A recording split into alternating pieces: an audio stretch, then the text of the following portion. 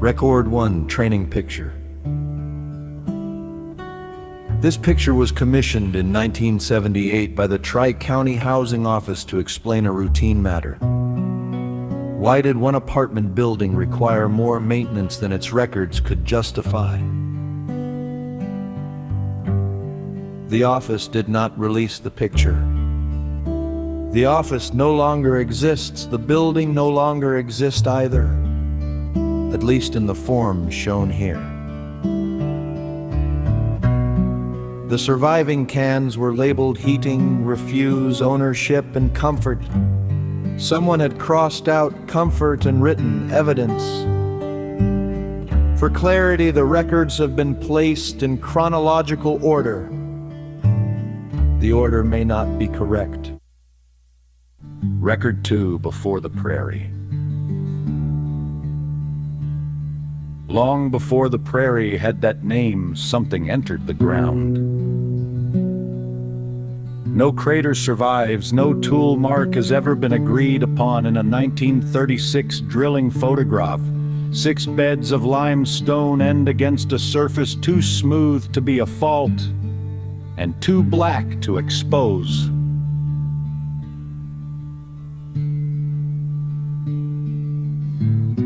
The university geologist called it an intrusion. His handwritten copy says insertion. Whatever arrived did not leave a machine that anyone could display. It left a geometry, a narrowing chamber, a false floor, a drop whose measured depth changed with the weight lowered into it. The place behaved like a trapped cave, though the surrounding stone could not have formed one. Whether it was an instrument, a wound, or only a human wish for an explanation remains unknown. Record 3, the first language.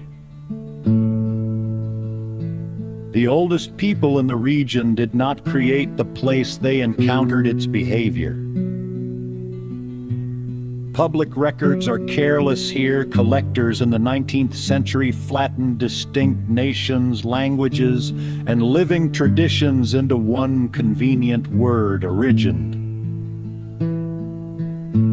What survives across the damaged record is not one sacred story and not a claim of origin. It is a practical warning about certain low places near water and stone. Do not mistake the feeling of safety for proof that you are safe. Much earlier, before any surviving name, an animal fell through the false floor. Afterward, the wind changed, predators stayed away, a sick child slept.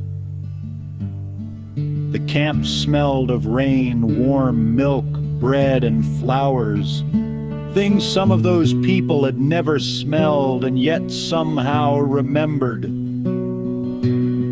The cave did not begin with a demand. It began with relief. Record 4, a bargain learns grammar. An accident became a pattern became an offering, the offering became an altar placed above the drop, perhaps to control it, perhaps to mark it, perhaps to keep everyone from pretending they had not learned. Centuries supplied better nouns, shrine, cellar, parcel, foundation, utility shaft. Each structure promised that the old exchange had finally been civilized. Give below, receive above. Stone marks became boundary maps, maps became grants, grants became deeds. Ownership did not end the bargain. It gave the bargain a person to address. The deed was not proof. that a man owned the building. It was proof the building had accepted him. Record 5, Briar, Glen, 1973. Martin and Evelyn Koenig bought Briar Glen apartments in the winter of 1973. 12 units, 2 vacancies, Koenig. Laundry, a boiler older than the mortgage company, and a garbage chute the sanitation department did not remember emptying. They were young, hopeful, and almost broke. Evelyn chose Harvest Gold appliances because they made the kitchens look warm. Martin installed wood paneling over cracked plaster. They adopted a gray cat named June. In Unit 12, they painted half a nursery and waited for the doctor to be certain.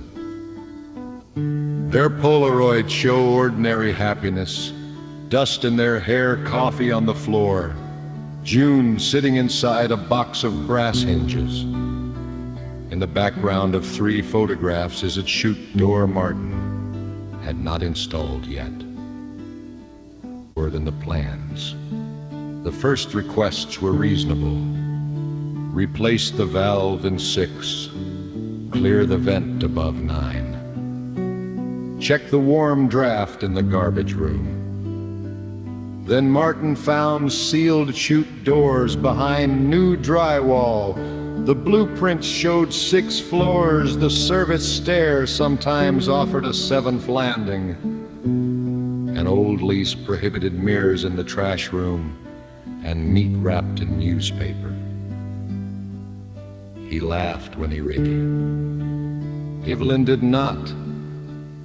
One night, June slipped behind the boiler. Martin followed her past coal bins, then brick arches, then stone steps wider than the building. Warm air rose from below.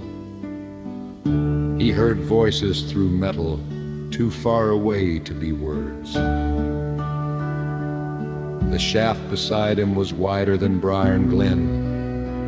June returned carrying a clean yellow ribbon from the unfinished nursery. In the morning, there was only a wall. Record 7, the death of Evelyn Koenig. The official cause was carbon monoxide produced by an illegal repair in Unit 8. The tenant, Dale Rusk, had bypassed a furnace shutoff after Martin warned him twice. Doors failed to unlock, a warning note disappeared, the basement alarm lost power for 11 minutes. Evelyn died in the unfinished nursery, sitting beneath a paper moon she had hung the week before. Rusk called it an accident. Martin called it something else. Their argument moved from the boiler room to the garbage corridor. There is no reliable record of what happened next. There is only Martin's statement written years later and never submitted it. I held him until he stopped. I opened the door. I let the building finish the rest. No impact was heard at the bottom of the chute. Record 8, Tenant's satisfaction. The building covered the crime with the efficiency of good management. Blood vanished from grout. Rusk's suitcase appeared at the bus depot. A rent ledger recorded that he had paid through Friday and left voluntarily. Police searched the wrong county. Then Glen became beautiful. The heat balanced itself, lights stopped flickering. Ren arrived on time, Tenant slept without medication. African violets bloomed in a window that faced brick. The nursery became warm. Martin smelled Evelyn's shampoo in the hall and, for several seconds, believed grief had been corrected. The quarterly report calls this period a substantial increase. and tenant satisfaction. It does not list the expense. Record 9. Additional refuse required. After 6 months, the flowers smelled sweet enough to rot pipes knocked in groups of 4. The nursery went cold. A tooth appeared in Martin's toolbox. Rusk's key returned inside a sealed rent envelope. Typed notices began to arrive. Addition of refuse required. Previous service insufficient. Service lapse will result in disclosure. Martin tested the terms. Small offerings bought days, animals bought weeks, a person bought months, sometimes years. After each delivery, the building warmed, records corrected themselves, comfort returned. When June disappeared, a maintenance card was already waiting. Animal service accepted. 21 quiet days. Martin kept the yellow ribbon, the maintenance man. Over the next 20 years, Martin built a system. He selected people he could describe as dangerous, predatory, transient, or unlikely to be missed. The building grew profitable. He kept 2 ledgers, one recorded rent and repairs, the other recorded what each improvement cost. In winter, a boiler overhaul cost 9 months. Flowers in the nursery cost 11 days. He told himself he was protecting the tenants. That part may even have been true. The trap was never simply that sacrifice was demanded. The trap was that sacrifice worked. In 1984, children began telling a local story about a repairman who could be summoned by dropping a key down the chute after midnight. He fixed anything by morning. In some versions, the caller was gone too. Redodes called it an urban legend. Martin called it apertursion. Record 11 only his turn. The building eventually stopped helping him. Evidence surfaced in places no custodian could clean teeth: behind outlet covers, identification cards. In fresh concrete, a cassette carrying a dead tenant's voice. The police arrested Martin in 1996. He died in prison without offering the building as a defense. He knew the place had tempted him, rewarded him, and blackmailed him. He also knew he had chosen. That distinction is the only honest thing he preserved. On the morning the next deed was signed, the knocking stopped, the remembered perfume disappeared. For the first time in 23 years, Martin felt entirely alone. He understood then that he had never been selected for his grief, his strength, or his special usefulness. It had only been his turn.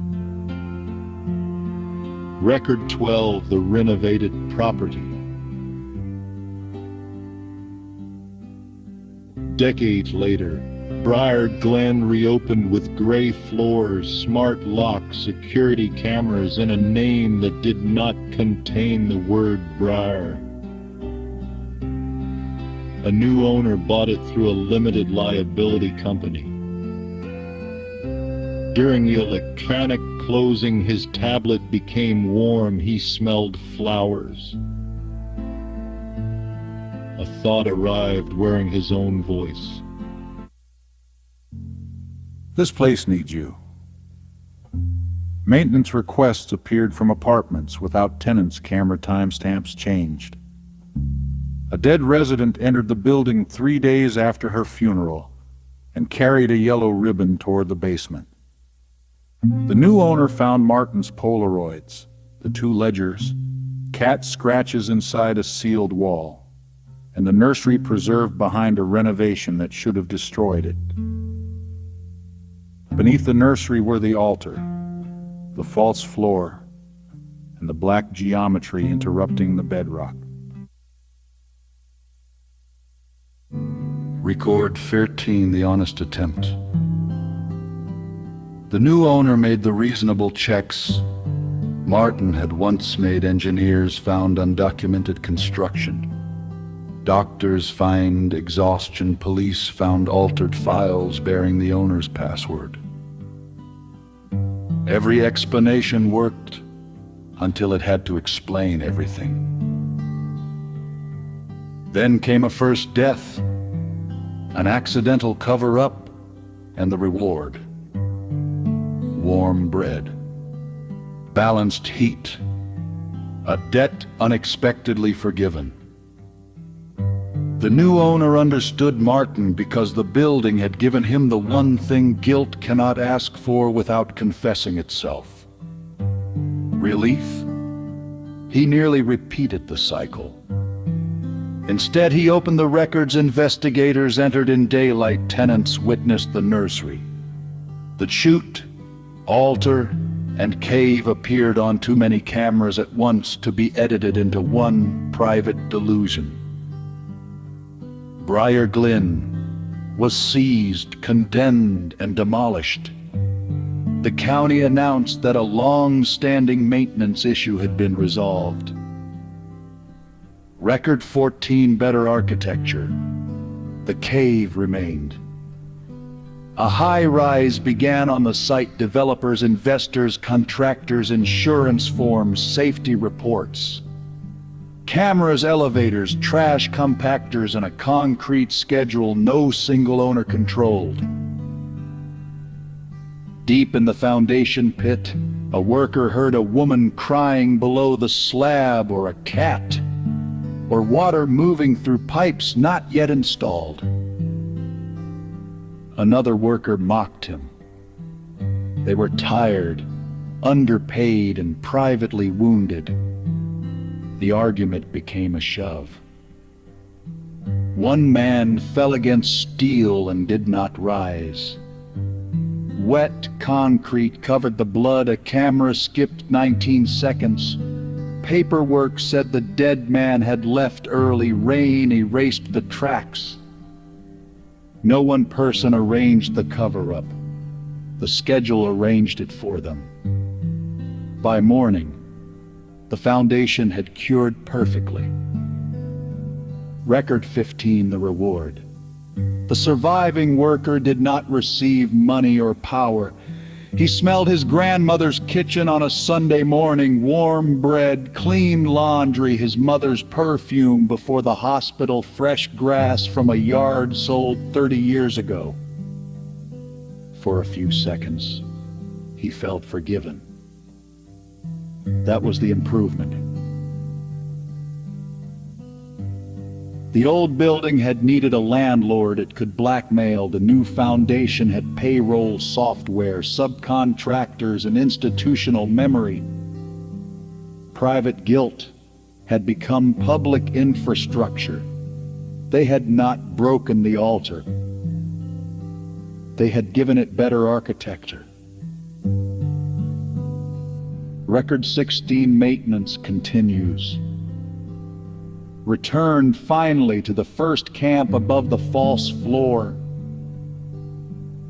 The sick child wakes. Rested, the night is warm. Nothing hunts at the edge of the firelight. No one has language for the black shape under the limestone or for the intelligence, if intelligence is the word, that placed it there. Later, when hunger returns, a person stands at the opening with something living in their hands. This is the first intentional offering. It is also the first maintenance request. The people did not invent the trap. The altar did not create it. Martin did not own it. The city did not solve it. Each age merely built a more reasonable explanation above the same impossible drop. The cave did not speak first in words. It spoke in relief.